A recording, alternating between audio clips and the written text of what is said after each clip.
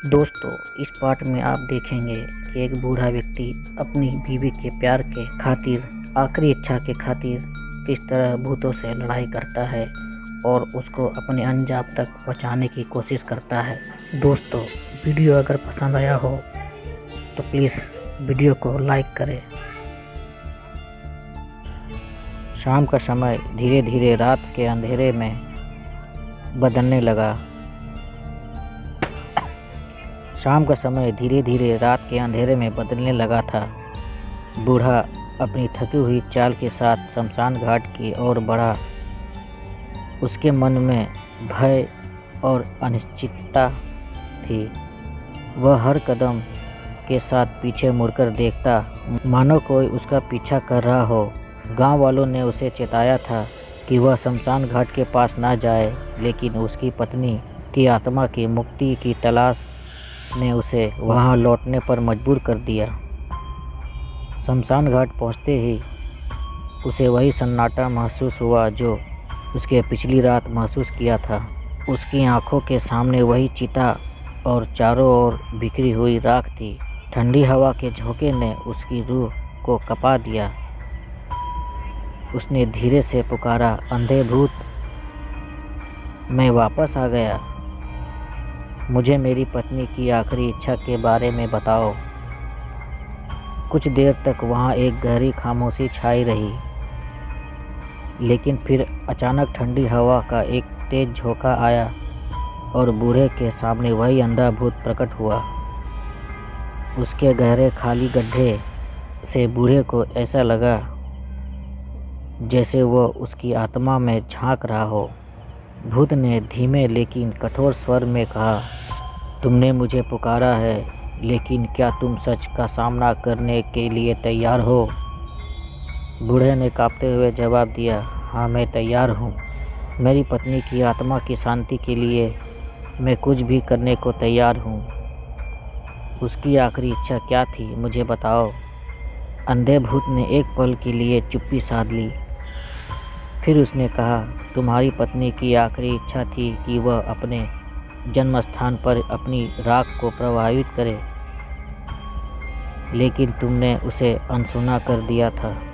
उसके शरीर की राख अब इस शमशान घाट में धूल में मिल चुकी है। यही कारण है कि उसकी आत्मा अटकी हुई है।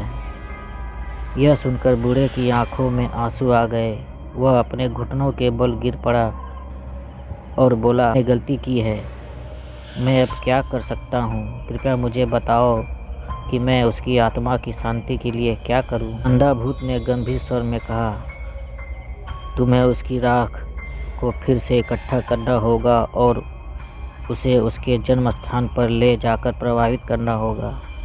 लेकिन यह आसान नहीं होगा। इस प्रक्रिया में तुम्हें कई बाधाओं का सामना करना पड़ेगा, क्योंकि इसे शमशान घाट की आत्माएं अब उसे अपनी कैद में रखना चाहती है।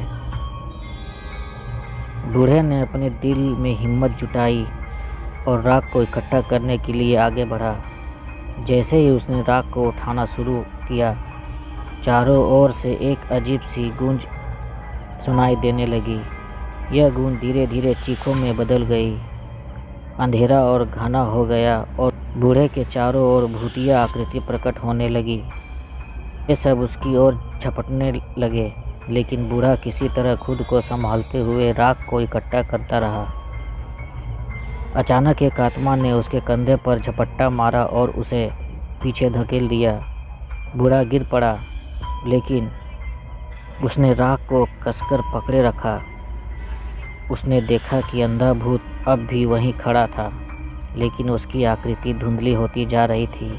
अंधा भूत ने बूढ़े से कहा, अगर तुम आज यह काम पूरा नहीं किया, तुम्हारी पत्नी की आत्मा हमेशा के लिए इन आत्माओं के बीच फंसी रहेगी। बूढ़े ने अपने सारे डर को किनारे रखकर एक आखिरी बार कोशिश की।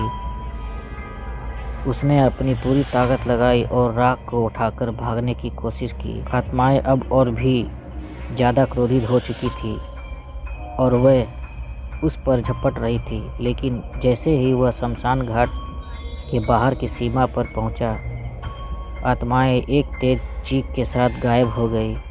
बूढ़े ने राहत की सांस ली, लेकिन वह जानता था कि यह सिर्फ शुरुआत थी। राख को लेकर वह अपने घर पहुंचा और तुरंत उस स्थान पर जाने की तैयारी करने लगा जहां उसकी पत्नी का जन्म हुआ था। लेकिन जैसे ही उसने राख के कलश को छुआ, उसे एक रहस्यमय संकेत मिला। कलश पर एक अजीब सा निशान बना हुआ था जो उसने पहले कभी नहीं देखा था। वह निशान चमक रहा था और ऐसा लग रहा था कि जैसे कुछ कहना चाह रहा हो। बूढ़ा उलझन में पड़ गया, लेकिन उसने तय किया कि वह इस रहस्य का पता लगाएगा। अगली सुबह बूढ़ा कलश लेकर उस स्थान की ओर रवाना हुआ। रास्ते में उसने कई अजीब घटनाओं का सामना किया। कभी उसके सामने अचानक से झाड़ियों में हलचल होती, तो कभी किसी अजनबी की आवाज़ उसे पुकारती, लेकिन उसने अपना ध्यान नहीं भटकाया और अपनी मंजिल की ओर बढ़ता रहा। रास्ते में उसने एक साधु से मुलाकात की जिसने उसे उस निशान के बारे में चेतावनी दी। साधु ने कहा, यह निशान सिर्फ एक प्रतीक नहीं है, यह एक श्राप है। इस निशान को देखते ही आत्माएं तुम्हारे पीछे पड़ जाएंगी। बूढ़े ने साधु की चेतावनी को गंभीरता से लिया, लेकिन वह अपनी पत्नी की आत्मा की मुक्ति के लिए किसी भी खतरे का सामना करने के लिए तैयार था। वह अपनी यात्रा आगे बढ़ाता गया। जब वह उस स्थान के करीब पहुंचा तो अंधेरा और गहराने लगा। उसके चारों ओर हवा की आवाज़ें और आत्माओं की फुसफुसाहट गूंजने लगी।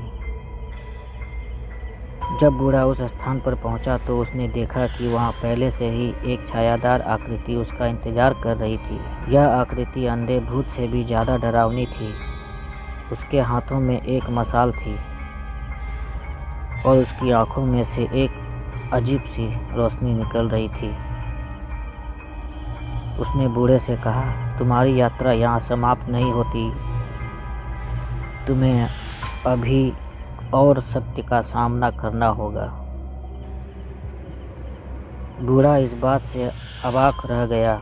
वह समझ नहीं पा रहा था कि अब उसे क्या करना होगा, लेकिन उससे पहले कि वह कुछ कह पाता, वह आकृति गायब हो गई। अगले चरण में तुम अपने ही अतीत का सामना करोगे।